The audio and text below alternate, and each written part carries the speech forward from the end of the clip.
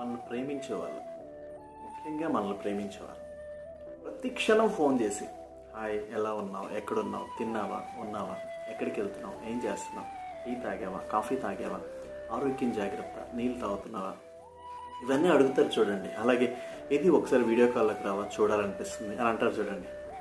వీటన్నిటినీ అపార్థం చేసుకునే మనసు కలిగిన వారు పెట్టే టైటిల్ ఏంటో తెలుసా? అనుమానం.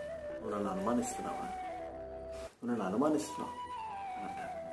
చీటికి మాటికి కోప్పడి, చీటికి మాటికి ఎక్కడున్నావు, ఏంటి, ఏం చేస్తున్నావు, అసలు ఏంటి అని ప్రతి క్షణం కేర్ తీసుకునేటువంటి ఒక గొప్ప ప్రేమికుల్లో ఉండేది ఏంటో తెలుసా? స్వచ్ఛమైనటువంటి ప్రేమ.